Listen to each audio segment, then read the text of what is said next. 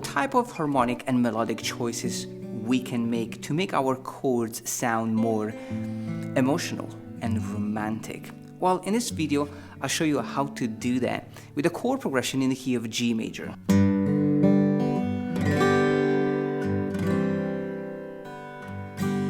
And of course, it's all about the chords, but also about the touch. And so we're gonna be using the finger picking technique, and I'll mainly pluck the strings with the thumb,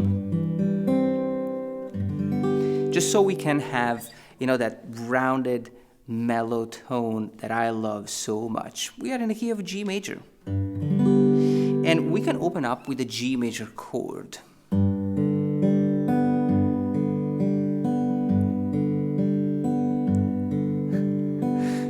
It doesn't sound that romantic, right? It doesn't sound that passionate. So let me show you how we can embellish this.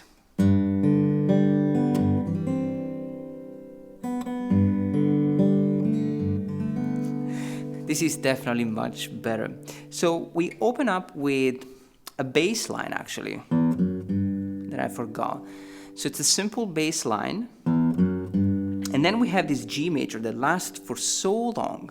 And so we can play the G major chord and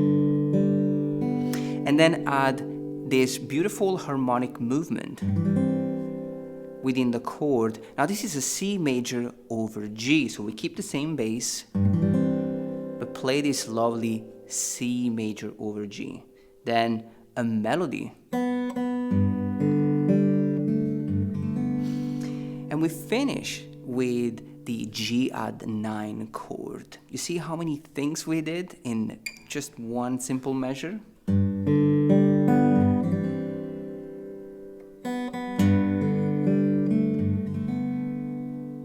Now again.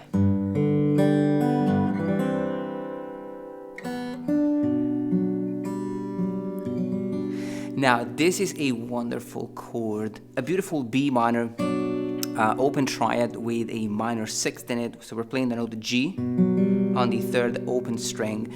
It's kind of a really weird chord shape, but you can play it like this. That's a beautiful thing to play. Now here we are simply arpeggiating the chord. It's mainly playing and plucking the strings with the thumb. Now the next chord, the beautiful C add 9.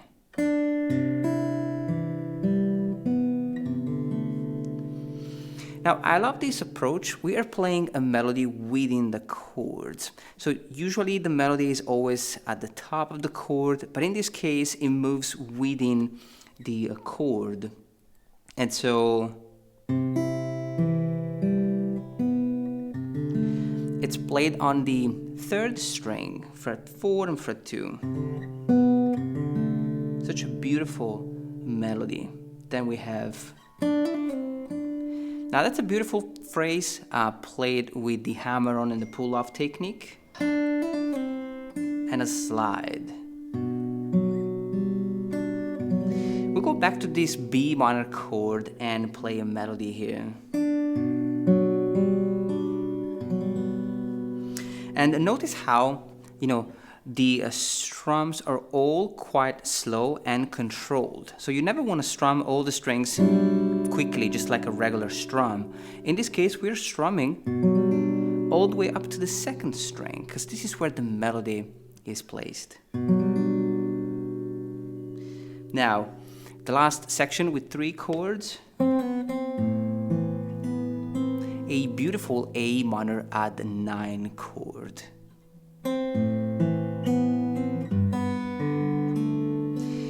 A G add 9 chord, and we finish with this lovely D major over F sharp. And now this is a D6 over F sharp, since we're also playing the second open string.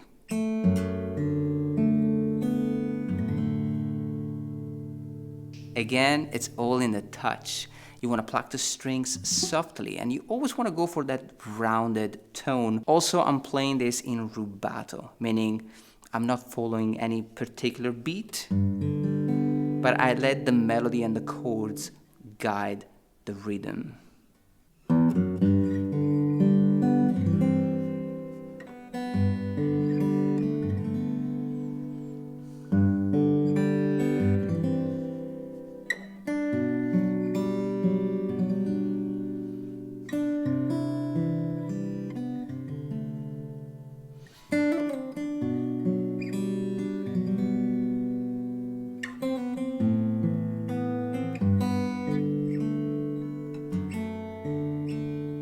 Now that we have this beautiful structure, we can add more things. I mean, we could play less, of course, but let's add just a little bit more on the melodic side. And so I'm going to play a melody that is slightly richer.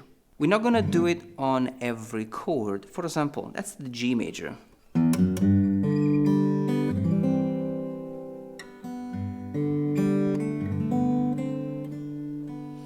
So as you can see here, we're adding just a little bit more after the G add 9.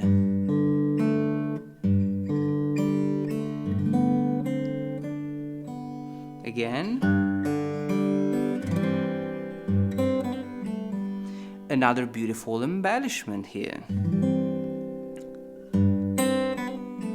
This hammer on and pull off on the second string. Now B minor.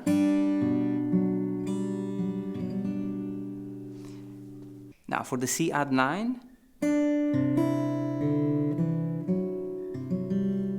that's a beautiful melody on the 4th string.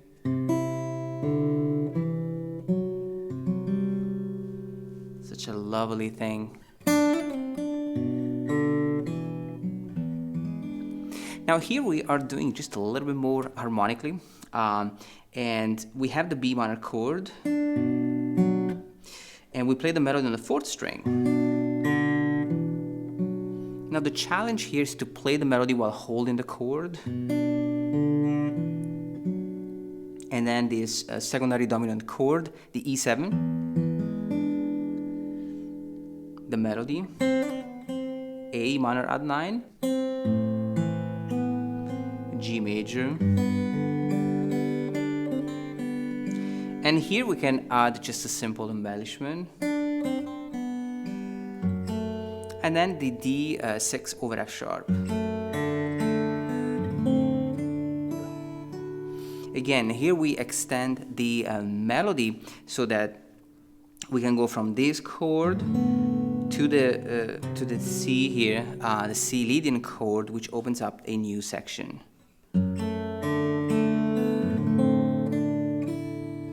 So if you play the same chord progression twice, you should always try to add just a little bit more, and this is a great example. Now we are basing the next section on a beautiful chord progression, a C major 7th, a B minor 7th, A minor 7th, and E minor. But let's see how we can embellish these chords. So we're coming from this melody,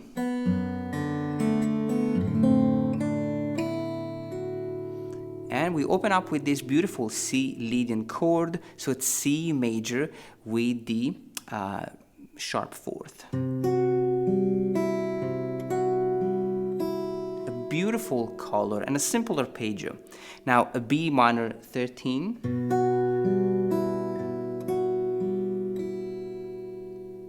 A melody.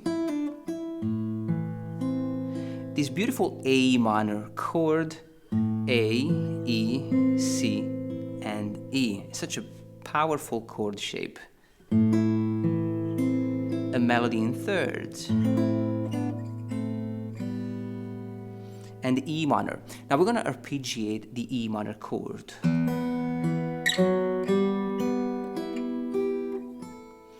And here we have quite a lot of notes.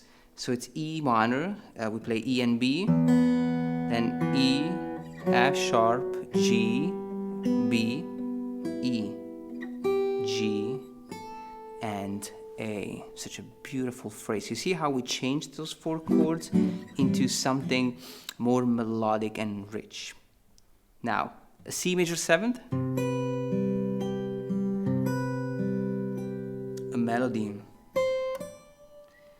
a B minor 7th, a melody, A minor 7th, a melody, and we finish with the D dominant 7th sus4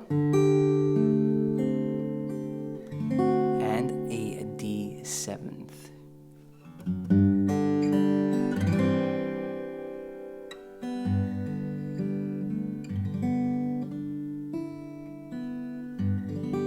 So here's how we can add color to the chords. It's all about experimenting with different chord families, and of course, focus on your plucking hand, focus on your touch and your tone, because this is what is going to give character to what you play. Now I'm going to leave you to practice this. Enjoy this lesson. Get the tab on the Patreon page. You can support this channel. Good luck, and I'll see you next time.